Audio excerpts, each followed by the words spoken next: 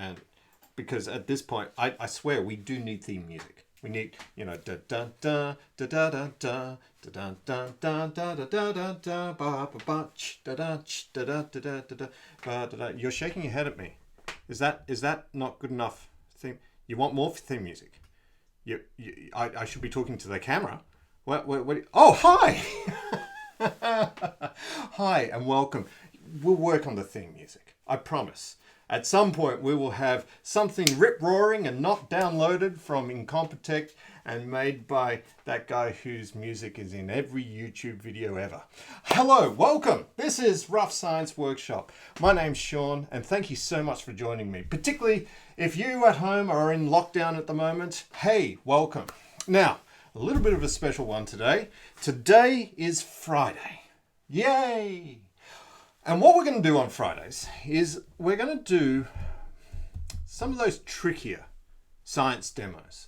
Those demos that are perhaps a little bit dangerous.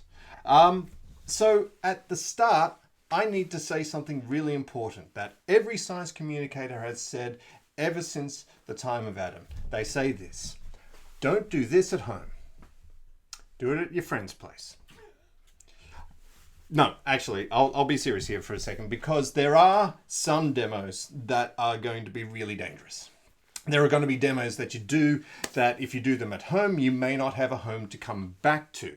And so we have to do something which is called risk and risk management. Whenever you do something, we try to consider what sort of risks might be involved, and we try to have things in place so that that risk becomes minimized. So if we're doing something with fire, we make sure we have a fire extinguisher or some way to put out the fire if need be. If we're going to be doing something that's going to be spitting stuff at our face, we put on safety goggles and so on. So many times you might see on YouTube channels and clips of kids who go down and find a bottle and find a whole bunch of stuff in the shed. They mix them all together, they put it in the bottle, they shake it up, and the bottle blows up. And you can lose fingers, you could lose an eye, and so on. So, if it's going to be dangerous, I'm going to point it out. And so the things that we're going to be doing today, we're going to be doing about steam. And steam can burn you. It can burn you worse than boiling water, because steam, when it lands on you, it condenses back to water, and that energy has to go somewhere, and it goes as heat straight into you. So steam burns are terrible. The second thing is that we're going to be doing stuff with fire. And the third thing is, well, there's another dangerous thing, but I'll get to it when we get to it. So I'm going to say up the front here, if you see stuff that's going to be happening today and you go, you know what, I want to try this out at home, be sure to talk to the people in the home with you and just have a discuss about some of the risks that might be involved. So that's what I'm going to say at the start. I'm also going to point out something. The thing that I want to make today, I actually saw on TV back in the 80s, when you could do this on TV and have no repercussions. It was a show that I loved to watch as a kid. It was called The Curiosity Show. It had these two guys, Rob and Dean. You can see them on the screen. They had these wonderful things. You can see if you put them both together, they have a complete set of facial hair. And these guys did this show. It was called The Curiosity Show. It had a great theme song. It was like, curiosity, do, do, do. I swear, I need a theme song like that. That's a great theme song. And I was lucky enough to actually meet them. You see, last year, they actually got back together and they had this kind of concert, and I was able to meet them afterwards, and I got a photograph with them. It was my son's birthday, and I said, hey, you got to come along. We're going to come and check out this concert. And Gabe, my son, he went, oh, yeah.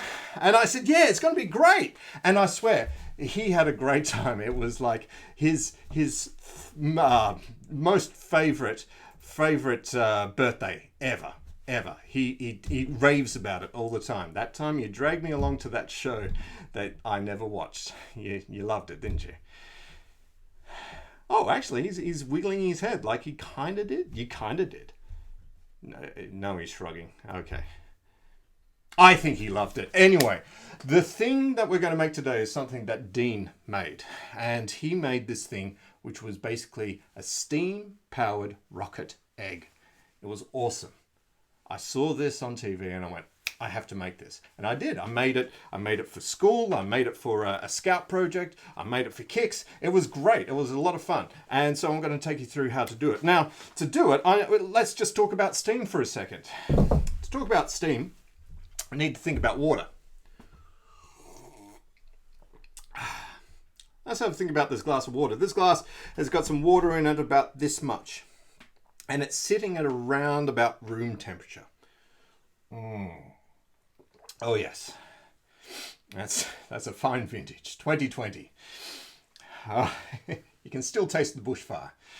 And what we've got is the water sitting here at room temperature is currently liquid. However, if we were to make it into a gas, change this liquid into a gas, not only does it change into a gas, but it takes up more room. How much more room? Well, it's about 1,600 times more room. So this little bit of water here, if we turned it into gas, would take up 1,600 times, well, imagine 1,600 glasses sort of around me. That's how much gas this liquid would turn into. That's actually kind of useful. When people started thinking about this, they went, okay, if we get this, we put it into a boiler and boil it up, we could put a tube on it. And in actual fact, one of the most useful ways of doing it is making coffee. Let's have a look at this. This is one of my favorite inventions ever. Let's have a close look at it. So this is a coffee pot. It's a stovetop coffee pot. It's an espresso pot. The way that it works, though, is, well, if we take it apart, and you may have seen one of these at home.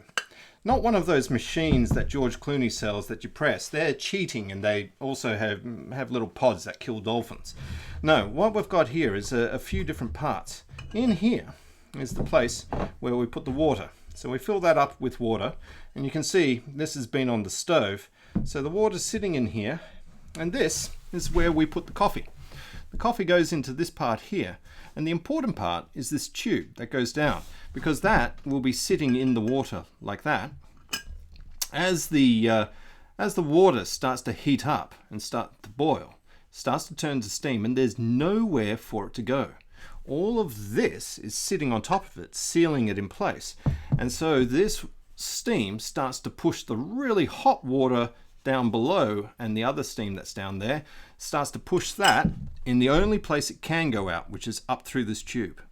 And if it goes up through this tube, it then gets pushed through the coffee that's in there, and then through this part here, and finally eventually ending up in there. So we end up with delicious, delicious, life-giving coffee in there. So that is a really simple way that we can use steam. More complicated ways we'll look up a little bit later, but right now, what I want to do is to make a steam-powered rocket egg like Dean did back in 1989 when I was watching it on TV. So first thing that we're going to need an egg. So we've got an egg here, and we need to essentially make a hole in it. That's going to be where all the steam is coming out of. So I've got a skewer here, and we're going to poke this through. So we're going to poke this through carefully. Now remember, if you're tuning in late, these are dangerous ones. So if you're going to do this, there is the risk of pushing the skewer through the egg and through you. That is bad. So what we're wanting to do is to ease it in. Maybe just twist it around until it breaks through the shell. And we don't want the shell just to split apart. We just want the tip of this egg, the tip of the needle, to burrow its way in through the shell, and then we can push the rest of the skewer in.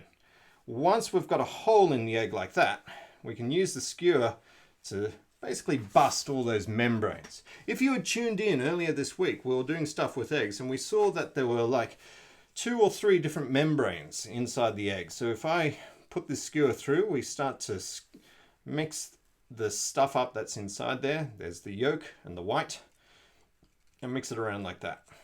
And now we need to get the inside of the egg to the outside. And Dean Hutton on the Curiosity Show back in 1989 said, what you do is you suck it out. Okay, this is the other dangerous bit, because these days we're not allowed to do these sorts of experiments in classrooms because of a chance of something called salmonella. So if you are going to try this, again, maybe just bear in mind that there is the risk, that there is a risk of that. So, here we go.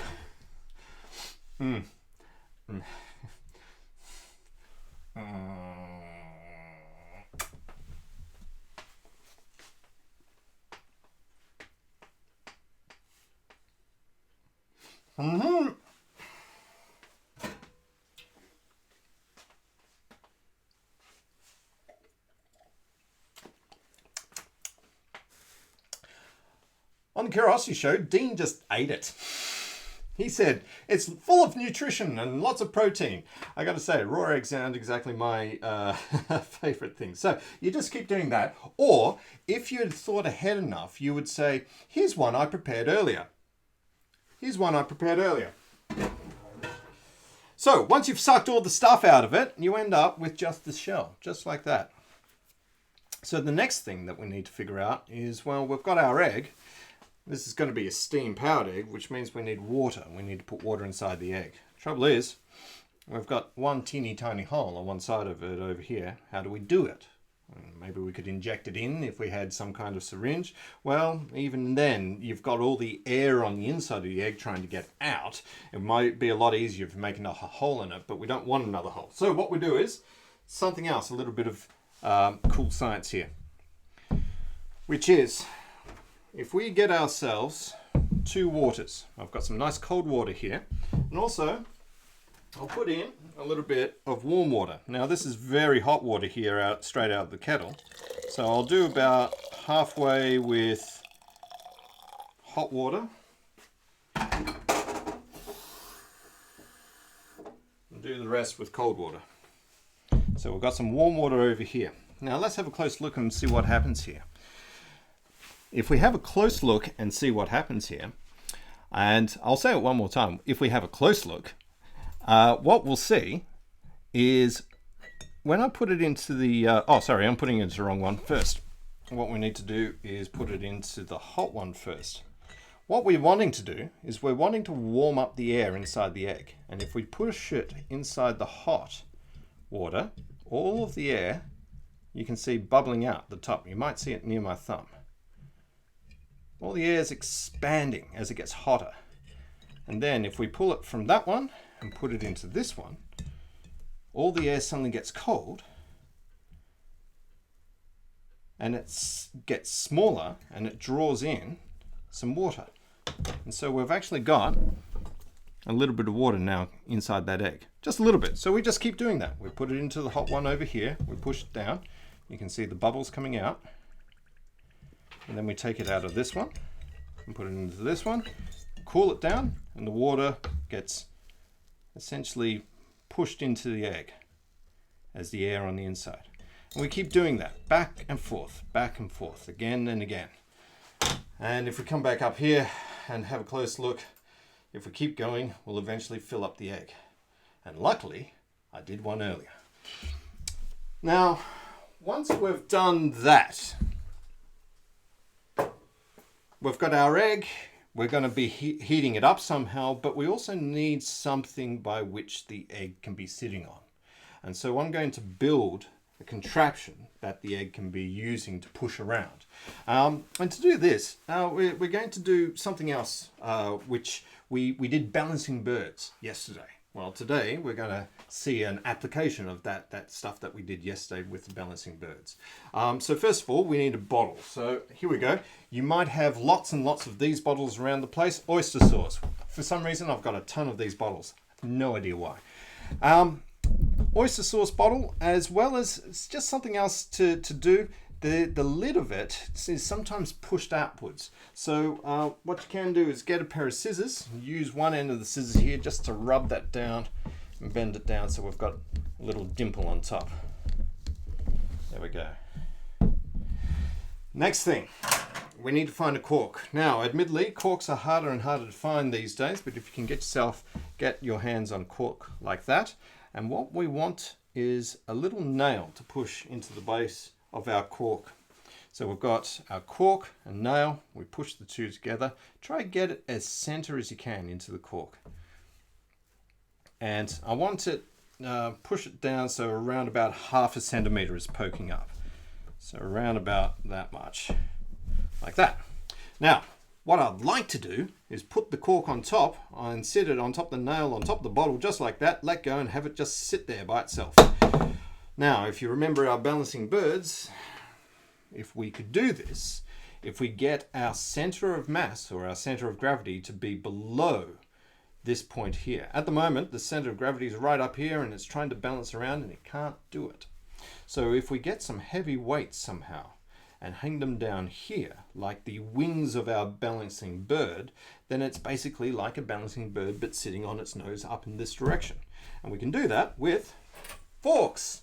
So we get a cork, we put in some forks, and again, being careful when you're pushing the forks in. It would really spoil your day if you end up with a fork through your palm. So around about like that. And then another one on the other side.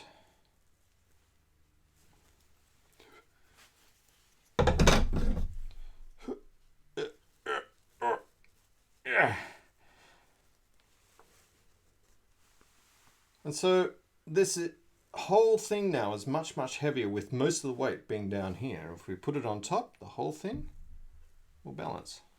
We could give it a spin, just let it pirouette around like some weird ballerina. Okay.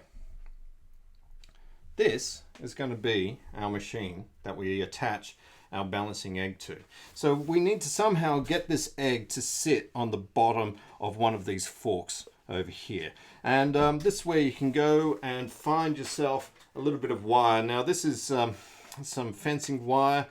You could use gardening wire, you know, the sort of plastic stuff that you use to tie up and around trees as they're saplings, or it just needs to be thin wire like this. And what you could do is build some sort of framework that the egg can sit in. So what I like to do is essentially to make 2 loops. So if we get a good length of wire like that, we end up making 1 loop like this, and another loop like this. And these 2 loops, once you twist them around, can sit on either end of the egg and kind of hold it in place. So eventually, with a little bit of work, the whole lot will look a little bit like this one that I prepared earlier.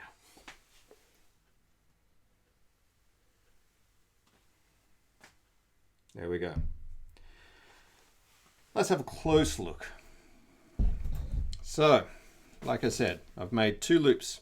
1 loop there, 1 loop there, little loop of wire at the top coming up to our fork at this end. And also, I've got a little candle hanging underneath. I'll get to that in just a second. But also, just to counterbalance the whole lot, I've put a great big blob of plasticine at this end. So this is some plasticine, because if we just had the egg by itself, this whole weird ballerina thing would just all lean over on one side. So to balance it back up, I've put some plasticine on this side, which is about the same weight as the egg. And now we need to actually add some energy to the egg. So the egg's around about 1/2 foot filled with water. You can see a little bead of water coming out the back end over here. This candle though, we need to, all I did to make that one was just get a regular candle and to cut a section of it off. So I needed about this much of it or so. And so using a knife, you can just work your way around the wax. Candles are kind of tricky to cut without snapping and pulling the wicks all over the place. But you can then trim it, get the wick free, and you end up with the candle like this one. And you can see I've used a little bit more wire to actually make a little cradle for it to sit underneath. Like I said, this experiment, it's not so much that it's a difficult concept, but it is a tricky build. So if you do manage to get this far, I congratulate you. And if you do manage to get it this far, please send photographs.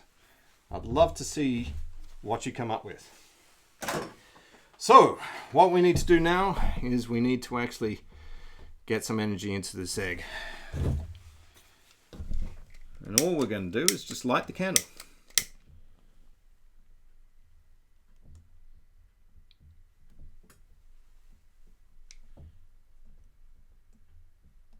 Just like that.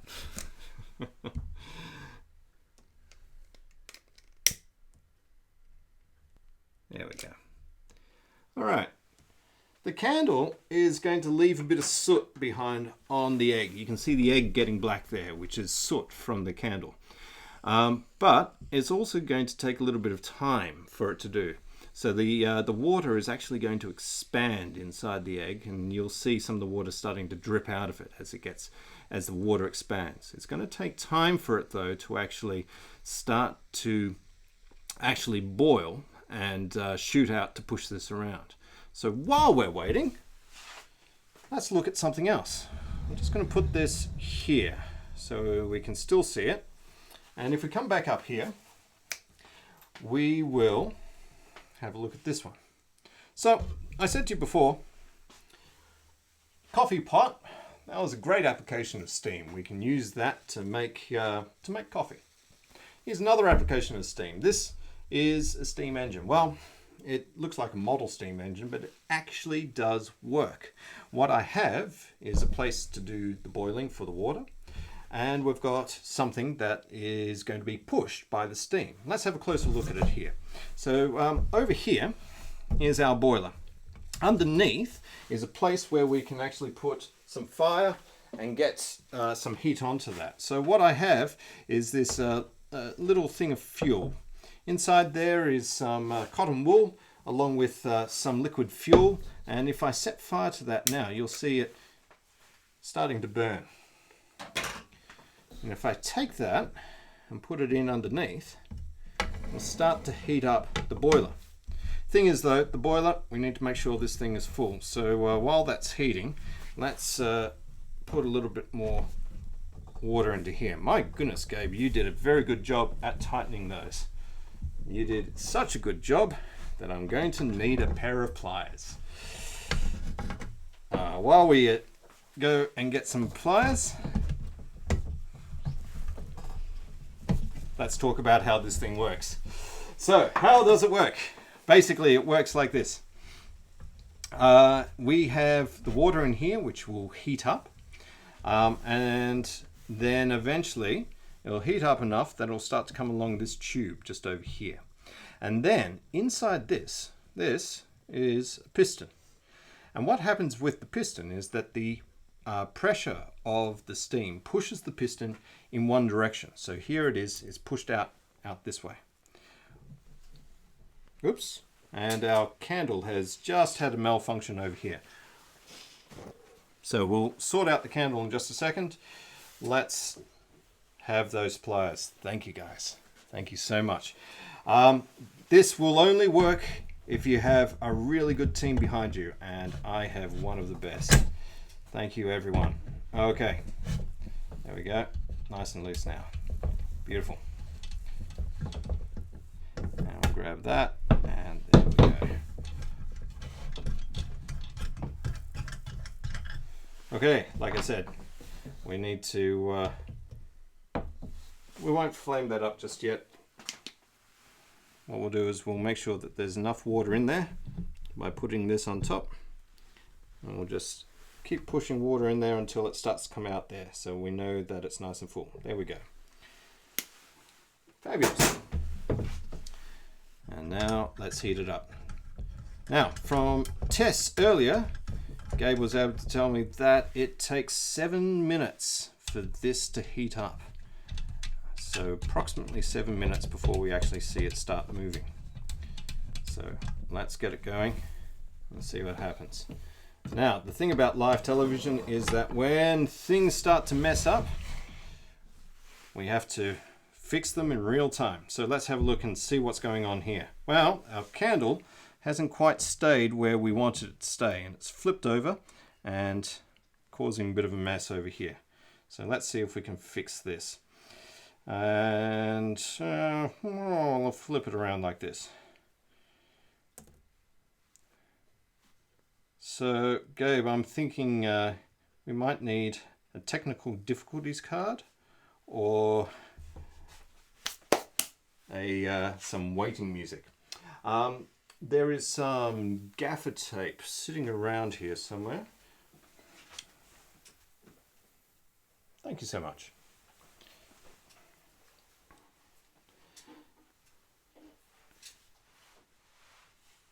Do you know, I once heard a story that the gaffer tape is a bit like the Force. There's a light side, there's a dark side, and it holds the universe together. Like that.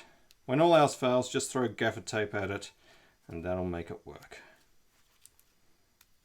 There we go. We're back in action here. Let's get this going.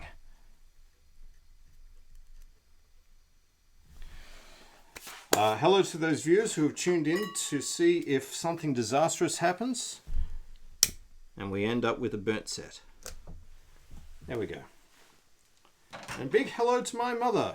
Don't worry, you'll get this place back in one piece. Okay, while we're waiting for those to heat up, let's talk about a couple of things up here.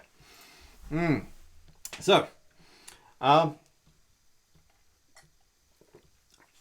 when people started to figure out that you could do this, it basically revolutionized how we could make machines and the way that we could actually use machines to do different things. Okay. But hang on, if we look back at our history, we know that the Industrial Revolution happened, and that was all steam machines and that sort of stuff. But it's told that one of the first people to figure this out was actually a Greek, a couple of thousand years ago. His name was Hero of Alexandria. And he had figured out, oh, hang on, steam does this funny thing. If you heat it up and if you pushed it along a tube, it would try to push everything back in that direction. And so he came up with this idea of getting a sphere made out of brass, and it had these tubes coming out of it and pointing in one direction. And so heating it up, putting the whole thing over a fire, the water inside would boil and the steam would shoot out the tubes, and this whole sphere would spin around on an axis. And apparently they set it up to open and close some curtains at a theatre. But here's the thing. Back then, sort of the trade of using your hands was kind of looked down upon by these natural philosophers who use their minds to think about the things of the universe. And that's basically where that invention stopped. Nobody went and developed it. Nobody went, oh, hey, that's a great invention. Here's some cestari, and you can go and develop it some more. And I could perhaps have some boats instead of slaves pulling on them. We'll have little outboard motors. That would be cool. None of that happened. And it took many, a couple of thousand years later before the Industrial Revolution actually happened. And a couple of things came out of that as well. One of the things that came out of that was that once upon a time, wealthy landowners said, you know what? To get water out of this mine, what I'll do is I'll get a bunch of people from another land and we'll use them to basically work pumps. And somebody said, hey, I've got a machine though. That can work the pump for you. And there was actually a little fight for a little while between the people who were saying, actually, it's better if we use the people to do that, compared to the people who were saying, hey, let's use machines to do that. Around that time, there was a guy called William Wilberforce who decided, hey, how about if we start trying to work on this whole slavery thing? And thus, emancipation began its slow and painful turn to the modern day. Second thing. The very first steam engines were really inefficient. They would be very slow, clunking, laborious sort of machines. And people would try to figure out how they could actually improve upon them. And eventually, put a pin in that. And let's have a close look at this, because if we give this now a little spin,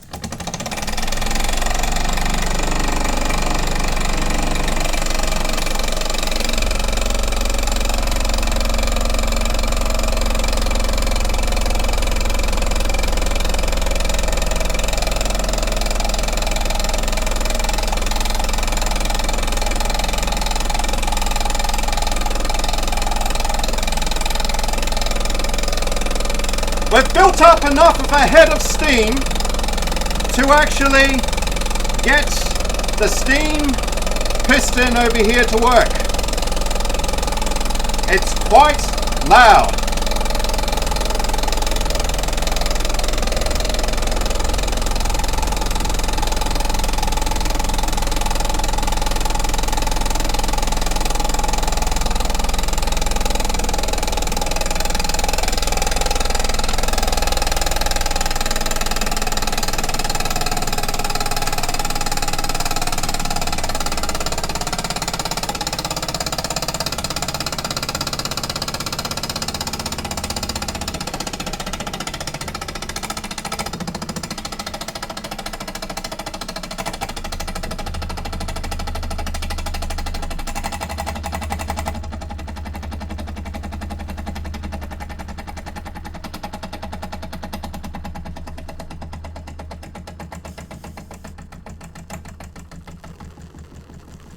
Oh wow, everything's happening at once now.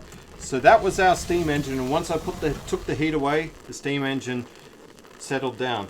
But we can see the water's starting to boil over here. And it's starting to boil.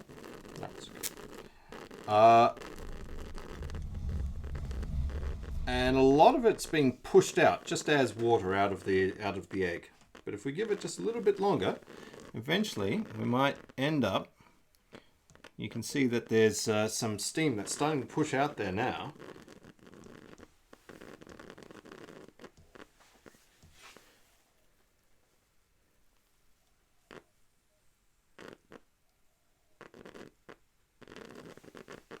I might just give it a little help to overcome some of that friction.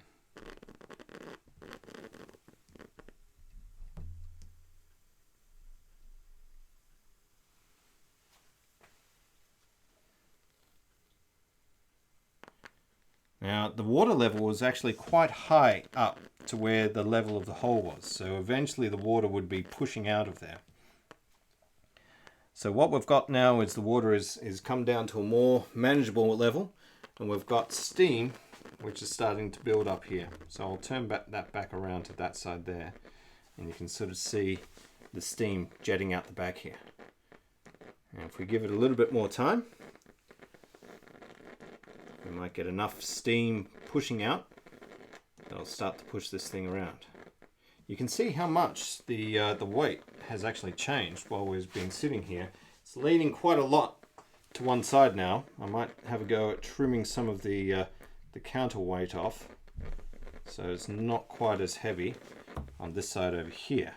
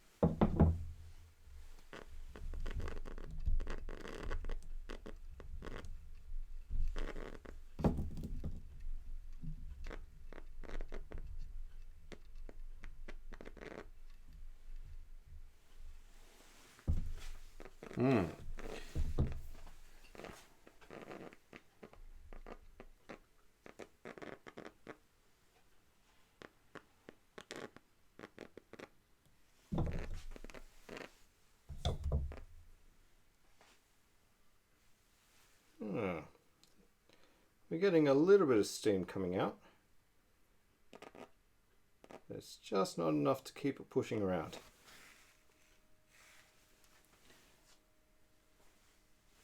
Actually, there's quite a lot of steam jetting out of that, and it's just not wanting to push around. Oh well.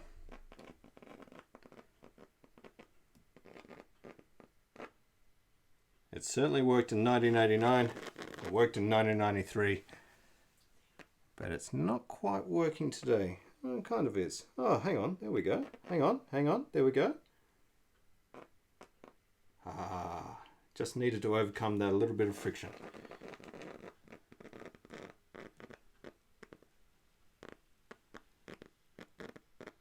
Just enough to keep it moving around.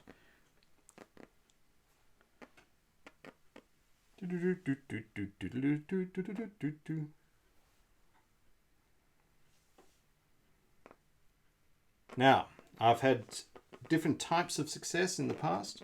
I've had this traveling at a fair clip, spinning around and around in circles. I've had other times where it just sat and cracked.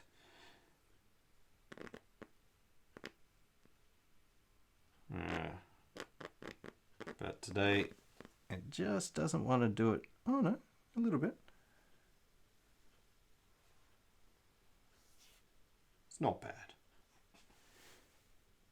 Well, there we go. Let's have a look back here and just see what we've covered. So, we've got a contraption set up so you can push this around. We've got our egg. It's shooting out steam out the back. And with a little bit of modification, we could actually see if we can get this thing moving a little bit faster.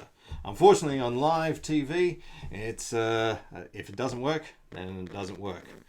This kind of works. It kind of works. It's struggling to work, but it's nearly there. If you have more success at home, then send in a picture. I'd love to see it. Like I was saying, so people were figuring out different ways of being able to make steam engines, and it was actually a German military engineer. His name was Sadie Carno, and he actually figured out. He started, instead of looking at the way that the steam was being pushed around, he started thinking about it in terms of something else. He invented a whole new word, and the word was entropy. And basically what he was doing was looking at the machine and going, where have we got the most potential for work to happen? And followed those. And out of that came a whole series of equations and so on. And suddenly at that point, steam engines became more efficient. And steam engines are actually the most efficient engine that we've been able to make. Car engines they're quite powerful, but they're not nearly as efficient as a steam engine. A car engine, if you think about it, you turn it on, it makes a lot of noise, a lot of energy, a lot of heat, but not a lot of that goes into moving the car forward. If you go and see a steam engine in action though, you barely hear it. It just moves and glides. And it just goes to show a lot of energy going into moving the steam engine rather than into making things like noise and heat. So there you go, our rocket-powered egg. I tell you what, in the meantime, I'll have a few more goes and a few more iterations of this one. And if we get a really good one going, I'll put it up on the Instagram page. Be sure to also come back to the Rough Science Twitch. We'll be doing more science experiments next week. If you'd like to find out more, head along to roughscience.net and check out the live workshop link, and that will give you more information about our upcoming ones as well as some of our past ones. The website is always in the process of being updated, so if it doesn't look like the information you're looking for is there yet, come back again a little bit later and it might be there. Anyway, my name's Sean. This has been Rough Science. I still need that outro theme. I need something. That I can groove away to. But see you next time. Do do do. Boo-doo-boo-boo-boo.